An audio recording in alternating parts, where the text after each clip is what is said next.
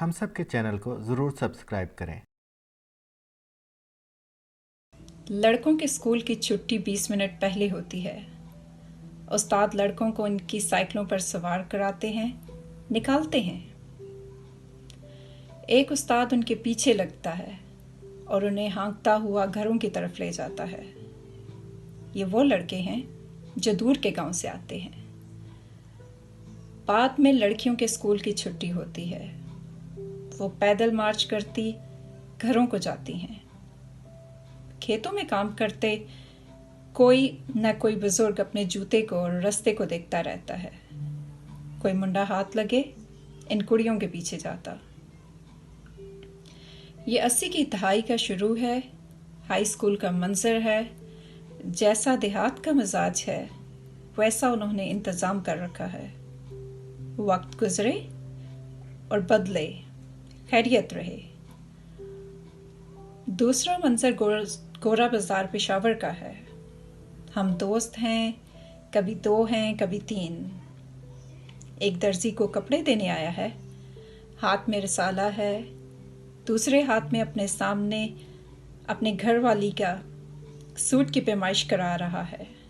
ساتھ میں ہمیں باہر کھڑا کر کے ہنس بھی رہا ہے اور کہہ بھی رہا ہے۔ اب یہ کچھ پشتو کے الفاظ ہیں، میں ان کا ترجمہ ہی آپ کو پڑھوں گی۔ دور رہو، پاس نہیں آنا۔ اگر اپنی گاڑی میں آتے ہیں تو بیٹھتے ہیں، اس کی کلاس ہوگی، اس سے مذاق ہوگا۔ بس میں ہیں تو اتر کر اکیلے ہونے کا انتظار ہوگا۔ ایک سین اور بھی ہے، چھوٹی چھوٹی لڑکیاں مدرسے جاتی ہیں، اسکول نہیں جاتی۔ مدرسے میں بھی انہیں جلدی اٹھا لیا جاتا ہے۔ جیسے ہی وہ 12، 13، 14 سال کی ہوتی ہیں، گھر بٹھا لیتے ہیں۔ اسکول جاتے ہیں تو تیسری یا حد 5ویں سے آگے نہیں بڑھتی۔ اسکول کا مرنا یہ ہے کہ اس ریموٹ ایریا میں جب لڑکی پڑھتی ہوئی گھر پہنچتی ہے تو وہ کچھ ایسا نہیں سیکھ کر آتی جو کوئی سننے مانے یا اس سے متاثر ہو۔ نہ گھر میں کوئی ترتیب بدلتی ہے، نہ کھانا پیش کرنے کا انداز۔ مدرسے سے جو پڑھ کر آتی ہیں وہ بہت باتیں کرتی ہیں، روزمرہ کے کئی کاموں کو ادا کرنے کے طریقے بتاتی ہیں۔ اس کا دوپٹہ ٹھیک رہتا ہے، وہ بہت کچھ خود سے سمجھنے لگتی ہے۔ اس پس منظر کے ساتھ NGO کا ایک پروگرام آتا ہے۔ جو لڑکی اسکول آئے گی اس کے گھر والوں کو ہر مہینے پیسے ملیں گے۔ رواج کی دیوار دڑم سے گرتی ہے، پیسے بند ہوتے ہیں، رواج پھر تگڑا ہوا نعرے مارتا کھڑا دکھائی دیتا ہے۔ آپ نے کبھی باپ کو بھائی کو بہن یا بیٹی کا جہیز خریدتے دیکھا ہے؟ ایک حسرت ہوتی ہے، ایک خواہش، ایک حالت۔ بیٹی کی چپ چاپ آنکھیں بھی کتنے مطالبے کہنے لگتی ہیں۔ جیب وہ کچھ نہیں کرنے دیتی جو وہ کرنا چاہتے ہیں۔ یہ سین دیکھا اپنے لیے تو بہت مشکل ہے۔